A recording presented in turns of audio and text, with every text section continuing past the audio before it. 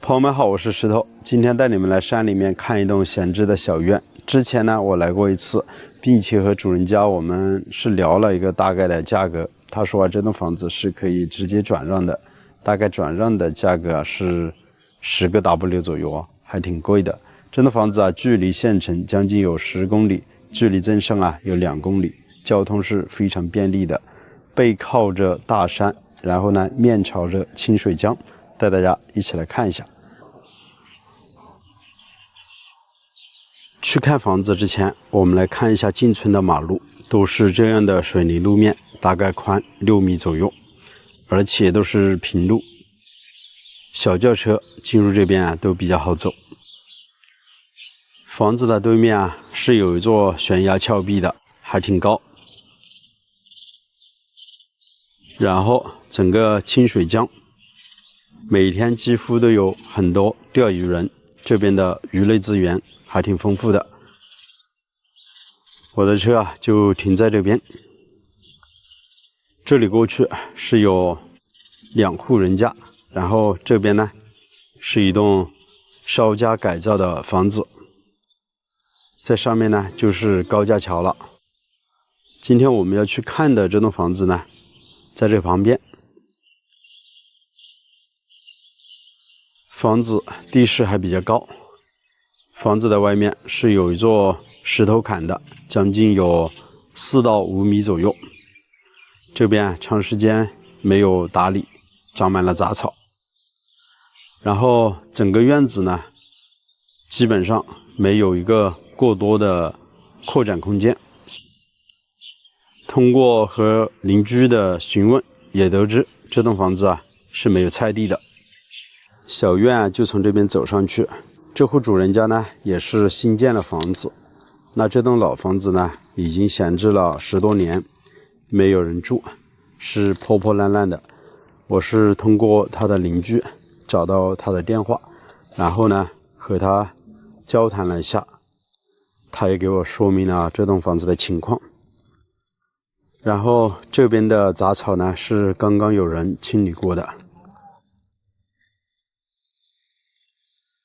其实以前这边是挺热闹的，现在上面修了马路之后，大部分的房子都搬出去了。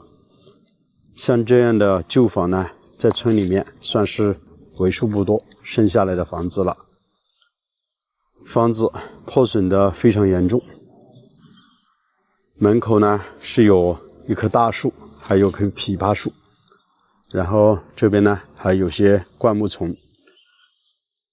对面有栋房子，建的倒是挺好的，底下呢就是清水江。这栋房子是通水通电，网络的话需要自己去接。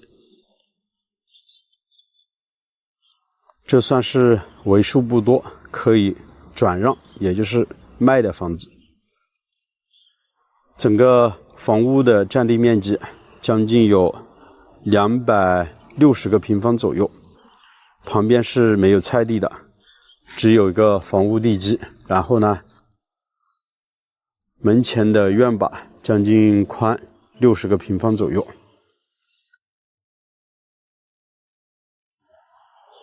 院子里面随处可见这样的石头矮墙，这些都是鹅卵石从江边捡回来的。而且这边进入房子的这条小路都是用鹅卵石铺的，将近宽2米左右。然后呢，这栋房子车子是开不到院子里面的，只能放在马路那边。好在马路比较宽。其实整栋房子坐落在这边还是非常安静的。整个村子里面呢，这边只有几户人家，算是独门独院，每家呢都有个独立的小院，住在这边呢也不用担心别人来打扰自己的生活。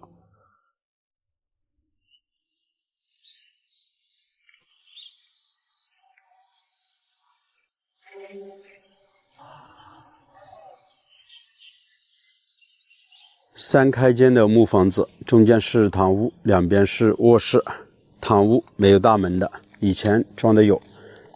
但时间久没住人，整个大门呢已经全部坏掉了。楼层高度将近有4.5米左右，房子的开间4米乘以进深将近有6米。房子没有多大，基本上是没有扩展的空间。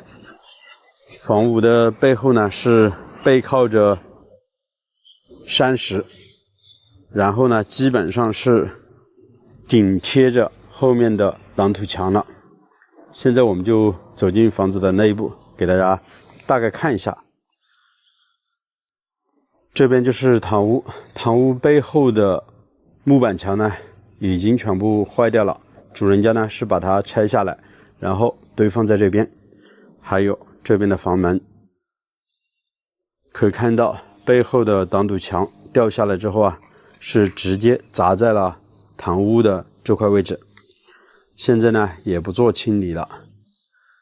我们来看一下这面挡土墙大概多高。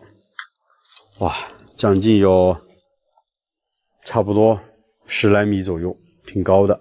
背后呢是一些灌木丛。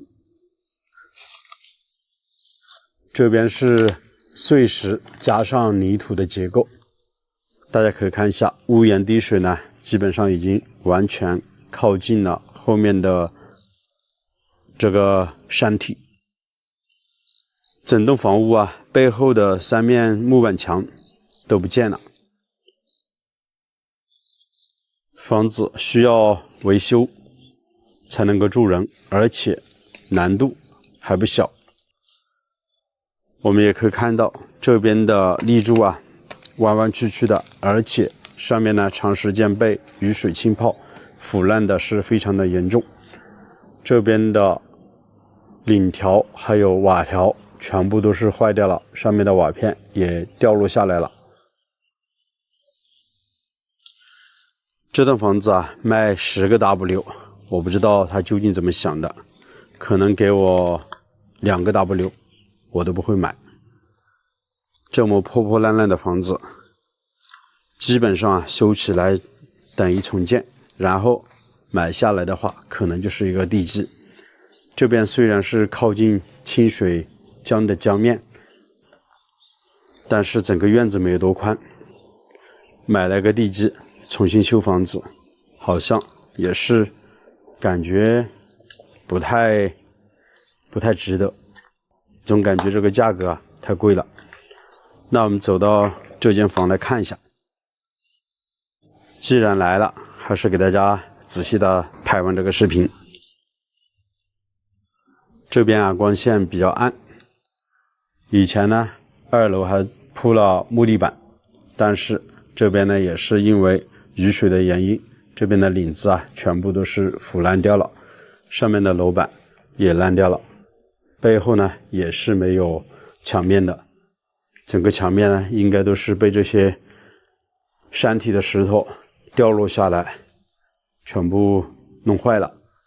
然后这边的房子倾斜还比较大，如果要修的话还要调整。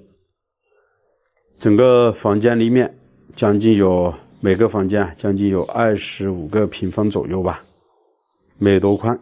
楼层的高度呢将近也就2.3、2.4米左右，如果铺了木地板那就会比较矮了。这栋房子的灯线现在已经全部拆了，重新接就可以了。整栋房子只有3间，如果它的背后不能扩建的话，修出来基本上也没有过多的房间。上面的楼层高度啊不够，如果做房间的话，就要像我们现在改造江边的那栋房子，整体把前面升高，然后2楼呢才可以做出房间，要不然啊2楼只能堆放一些杂物。这个房间里面基本上同样的情况，破损的非常严重，这2边都没有墙面了，全部堆放在这边。然后整个地面呢以前做了一个简单的硬化，房子是紧贴着地面，所以地脚呢损坏的是非常严重，而且这个房子啊，留的重复比较小，如果全部装修完的话，内部的光线是比较差的。这栋房子的大门孔啊，全部都腐烂掉，所以这边的大门呢是全部应该是坏掉完了，现在是看不到大门。其实这栋房子啊，给我感觉最好的应该还就是这个院子了。站在院子，把外面的灌木丛砍掉一些，可以直接看到江面，给人的感觉还是挺不错的。但是院子实在太窄了，没多少空间可以活动的。旁边呢也是一栋闲置房，是一栋平房，盖上了琉璃瓦，砖结构的，可以拎包入住。有机会呢，我给大家拍一下，大家也可以看一下那栋房子的情况。然后走到这边，我们来看一下，是有条小路可以进入院子的。以前呢，可能住在农村里面，大家相互之间串门，到处都是修的有路。然后房子的旁边呢，基本上没有扩展的空间了。这两户人家呢是离得比较近。这栋房子啊，通过询问也才得知，也是常年不在家的，在浙江那边打工，基本上过年都不会回来，闲置的时间也有7、8年了。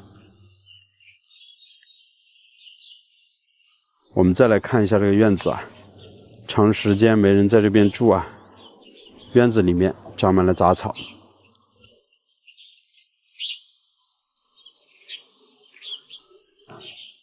这栋房子啊，以前盖的也是本地的青瓦，像这样的瓦片，如果几年没检修，它就会出现这样的情况，屋顶上慢慢的漏雨。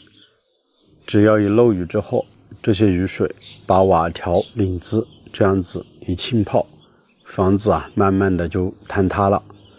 所以现在我们改造房子、建房子，基本上都不用这样的瓦片了，直接是盖了琉璃瓦，打上螺丝，几十年不用去检修。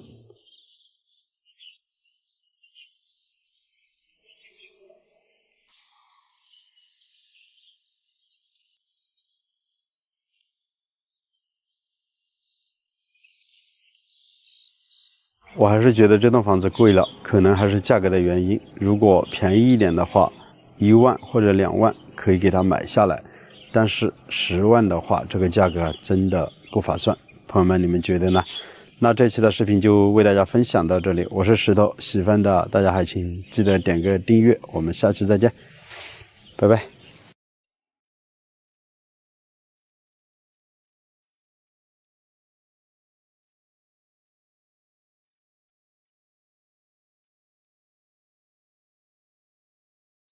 朋友们好，我是石头，我现在湖南湘西州花园县，在城边有一栋房子，主人家找到我，他说啊，这栋房子空着太可惜了，想把它租出去，看能不能租个20年。这栋房子的占地面积啊，将近有1300-400个平方，相当于2亩多地，有2栋房子，有鱼塘，有猪圈，有养鸡场，还有菜地。地方倒是很不错的，那现在呢，带大家一起来看一下。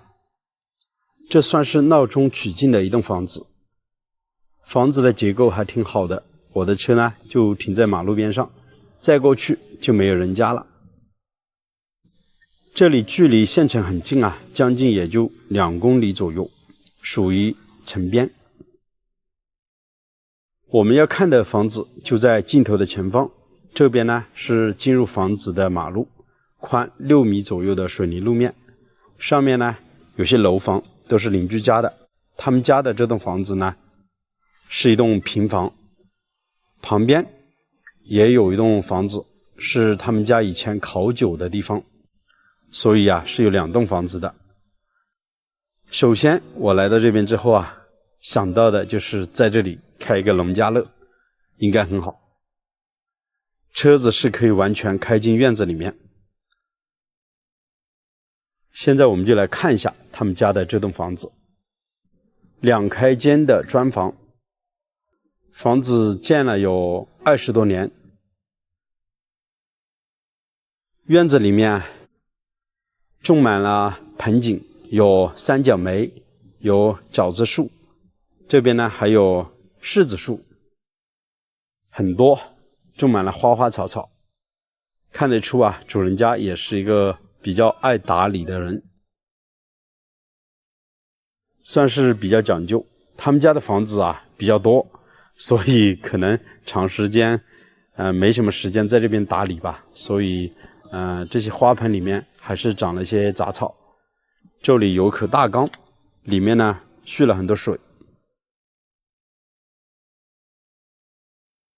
整个院子里面都种满了盆景，像一个花园一样的。这边用不锈钢搭建了一个遮阳棚。房子进深好像有10多米，但是只有2开间。这边就是堂屋，旁边就是卧室。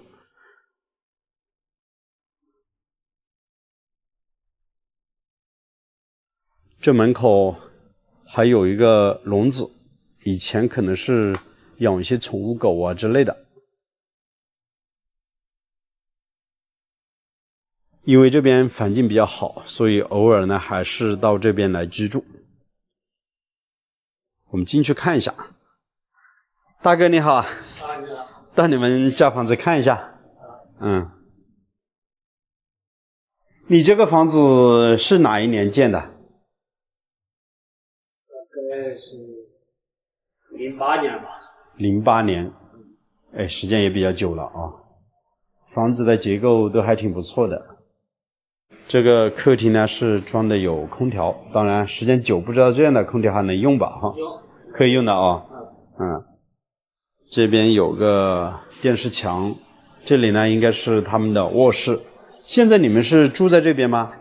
我住在这边。长时间在这边住还是偶尔来住啊？长时间在这边。长时间你也在这边住？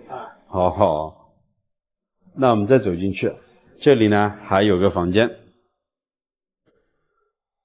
这里是一个过道，这边堆的是一些杂物，相当于一个杂物间。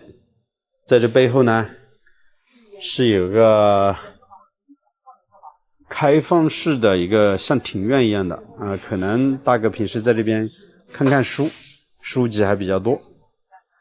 这里有个院子，种了一些葡萄架这里有个卫生间。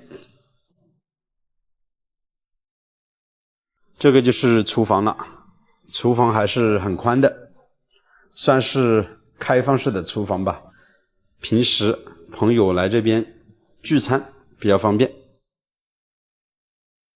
燃气灶的灶台，这边好像没有柴火灶，当然到城里面去买一口柴火灶就可以了。家有柴灶，有很多柴灶。也有柴灶吗？有4口，4口柴灶啊。我看一下你们家的这栋房子现在都是打上了围墙是吧？全部都围上来了。全部都打上了围墙，那挺不错的。这是什么葡萄？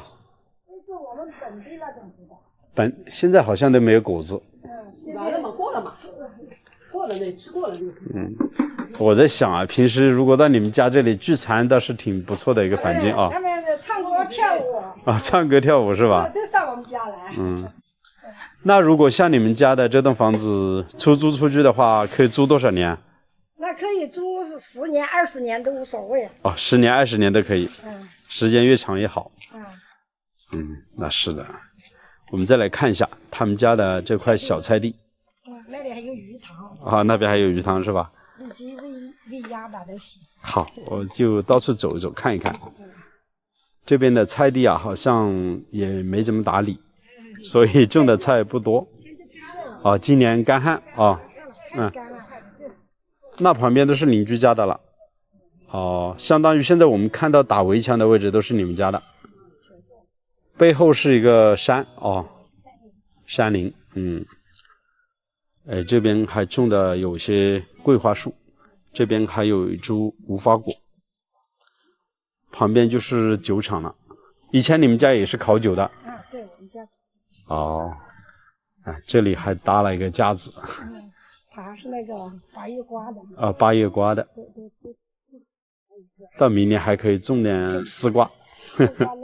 对，这个是那个瓜，现在干旱了。哦。种瓜。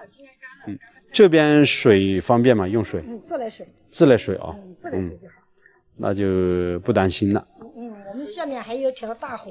哦，底下还有条大河。在下面。距离河边有多远？可能有个300多米。300多米，直线距离嘛。还有鱼塘。这处鱼塘。里面还有鱼。还养的有鱼。看，养了一些鸭子。家里。鸭子呢，在鱼塘里面游。那边还有大一点的鸭子，我们再走过去。我们看下鱼塘。这边的菜地啊，倒是挺宽的。还有1分多菜地。哦，还有1分多菜地。这里那个，像这里还杨树，种的都枯了。啊。种的有些菜。其实啊，这个地方就像我刚刚进来第一感觉，如果在这边做一个农家乐，倒是挺不错的。那个是梨子。哦。有很多果树。哦，那些都是你们种的果树。还有那个柿子。柿子树。梨子，家里冬瓜。基本上像这样的房子，差不多类似于农村的一些庭院了，自己种一些菜，基本上1年，对，完全够吃了。这些果树都结了吗？结了，都结。柑子树、柿子树。哦，挺宽。大家也可以看一下这栋房子呢，它是距离邻居还是比较远的，独门独院吧，非常的安静，而且在大门口，铁门一关，基本上自己的生活不会有人打扰。哦，我看到上面都已经全部打上了围墙，这一点还是非常不错的。上面的山林呢，大树也比较多。这边还有棵枇杷树，每年都结的很多枇杷。这个鱼塘好像还挺深的。有总的有4米深。哦，4米深，但是可以围着鱼塘修一些游步道，当然需要慢慢的去打理了。这边呢是我们喂猪的猪舍。哦，猪圈。看一下。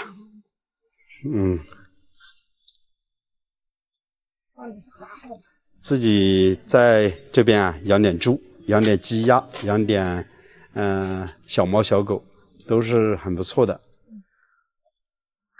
这边堆放的杂物很多啊。看这边有个门，后面有个路。哦，这边是有条路的是吗？你看。哦，这条路是修到哪里去啊？修在我们家这里。哦，就修到这里。就方便看，在这里走路。哦，要是家后门进后门。养猪养鸭养鸡运材料。对，挺方便的。不跟家里供。都挺方便的。所以说在这边养殖的话是直接把材料运到这边，然后喂猪的都是。养鸡的话就在上面的空地。都有地方。散养的。可以，我们家都散养的。场地很宽啊，在这里做点产业呀，搞养殖挺不错。就包括这个猪圈的背后，我们看一下，那里最少还有1分多地，把它围起来，在那背后呢养鸡，有天然的遮阴的，非常不错的一处地方。这里是一个这是一个大灶，可以煮猪食。对，这边的猪圈有3个呢。围到10多头吧。10多头猪是没什么问题的。是的。朋友们，真的是很不错的一处地方。这边主要是距离城里太近了，真的就像我的想法一样的，如果在这边做一个农家乐，我相信应该还是有人喜欢这样的一处地方，把整个院子呢种满花花草草，是不是啊？很吸引人的，毕竟啊，现在生活节奏是越来越快，在农村里面的生活才能够更好的回归于田园，你们觉得呢？这里啊，以前是他们家的酒厂，现在呢已经是不酿酒了，但是里面的设备都齐全。这里锅碗瓢盆很多杂七杂八的，柴火灶都有。以前你们家是开餐馆的吧？哈哈哈，还有麻将机，呵呵，座椅板凳特别多，而且这边大门是可以直接进来的。看，这个是开放式的一个房屋，其实上面呢是搭建了横梁，在这底下呢做成一些小包间做农家乐，真的还是挺不错的。背后呢还有房间，我们来看一下。哦，这边是一个烤火的，就是农村的火塘，聚餐吃饭的地方。这是杂物间，这是一个杂物间。啊，熏腊肉就在后边。哦，你们自己家熏腊肉，在这背后哦，这里很宽啊。腊肉就放在这边去。哦，你们每年在这边熏腊肉。熏就是这笔斤。啊，这边也有一个卫生间啊。卫生间这边生产的更多的地方。这就是杂物间。这边是我老公的书房。哦，这边有个书房。哦，这里还挺不错的，很多书籍，练字的地方。大哥喜欢写毛笔字啊，这墙壁上看字还写的挺不错。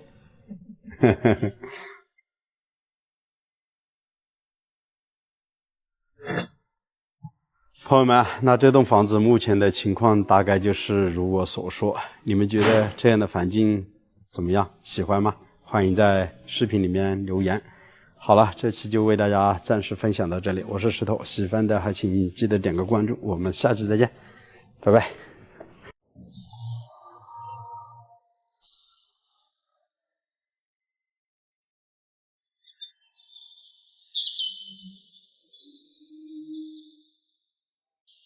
朋友们好，我是石头。时隔几个月吧，没来到这边，贵州大哥给我寄了钥匙，好像是打不开房门，不知道是不是钥匙弄错了。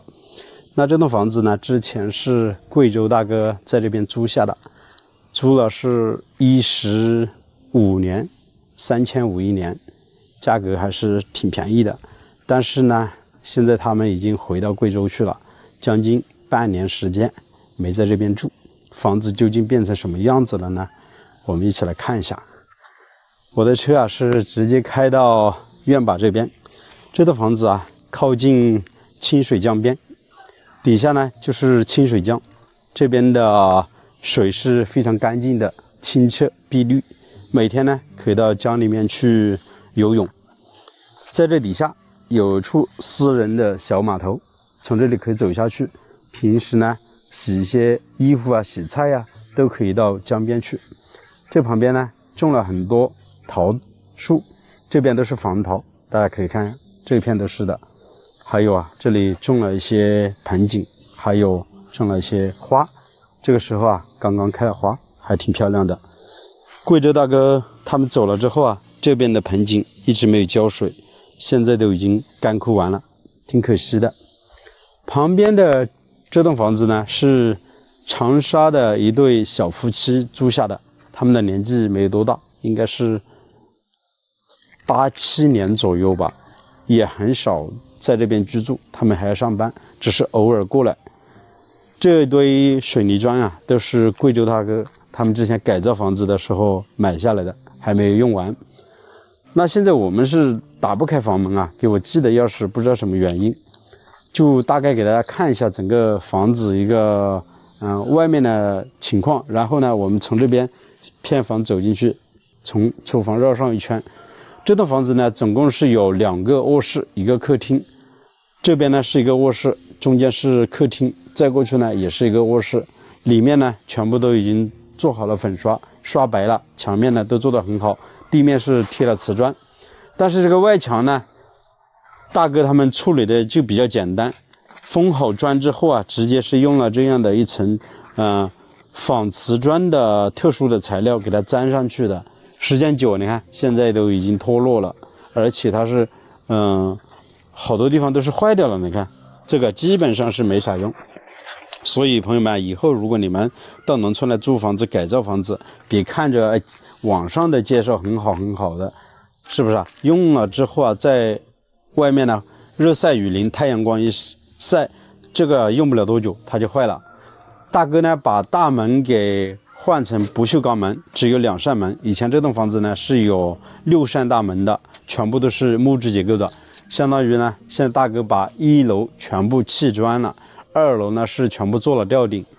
2楼上去的话，现在也是堆放一些杂物，整个基本上用的都是1楼。这边呢也是一个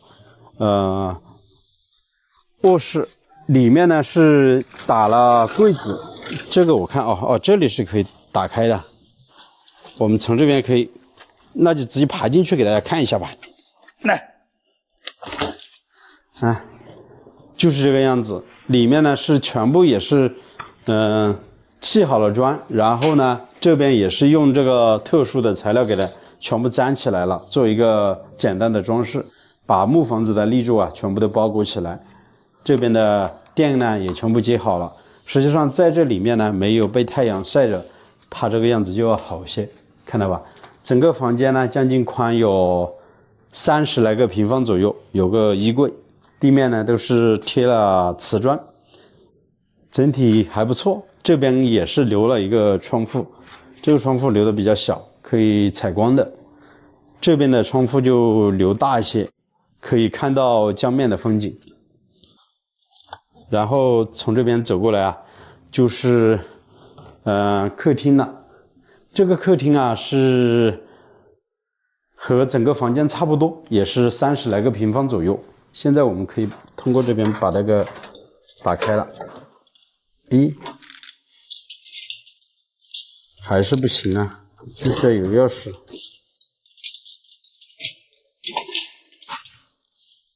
待会儿我们从外面，这个房门搞不懂什么原因了，还是不行，估计还是锁的问题吧。这里的锁都挂在上面，这里就可以开门了这边就通往厨房。那我们先从这边看一下吧。整个客厅的楼层高度啊，将近有2.8米左右，上面呢都是做了一个吊顶，看起来给人的感觉也是挺舒服的。一家人住在这样的房子里面还是不错。这边也是一个卧室，整个卧室呢差不多的一个空间，有30来个平方左右。这边是做了窗帘，可以看到整个江面的，其实风景还是挺不错。住在这边啊，整个村子有10多户人家，大部分呢都搬到城里面去住了，所以这也是一个无人村。其实我觉得装修房子如果真的时间要久的话，这样的墙面还是直接给它粉刷，然后呢挂上粒子墙，这样子可能会好一些。从这边我们走进这个偏房来看一下，这里呢就是厨房了，有3口灶，烧的呢都是柴火。这3口锅啊，炒菜的、煮饭的，以前呢喂猪，后面还有口锅。这边也是洗菜盆，这边还有个水缸，水龙头呢都全部接到了家里面这边都是通着水的。这栋房子有水有电有网络，基本上就是可以拎包入住的。这边大哥把水龙头还留的挺多的。这里也有个燃气灶的一个灶台，这里有锅，这边有通电有电磁炉，基本上在这里生活是非常方便的。看这个1楼全部都是这样子砌砖，这个砖结构的房子加上木结构的房子结合了。平时这里是吃饭的一个地方。以前呢，这里是有个火塘的，大哥呢把它封起来了，不烧柴火了，因为买的有一个壁炉。以前呢在这边熏腊肉，现在也不熏腊肉了。走过来我们再看一下，这里是被大哥呢隔出了一个杂物间，之前他是改造房子啊，放了一些工具啊在这边的，门也没有做，就是用那些旧木板把它隔开的。再过来就是卫生间了，卫生间呢现在也是有，现在整个电视关了，这边有热水器，有灯便池，都是挺方便的。反正农村里面嘛，有这样的一个条件，也算是还不错了吧。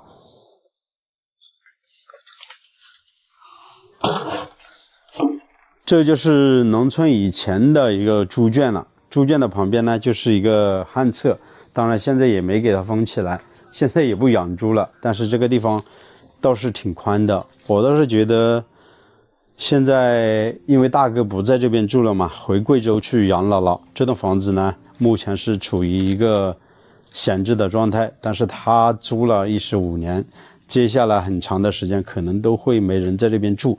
如果这个地方需要改造的话，我觉得可以给它全部砌砖，然后呢把顶给升高，做一个开放式的厨房或者一个茶室，我觉得是非常不错的一个改造方案，大家觉得怎么样呢？从这边啊就可以出来到我们院子里面了。整个院坝呢大概有100平左右，还是很宽的，全部都是打上了水泥地面。在这边呢还有一小块菜地，顺便给大家看一下。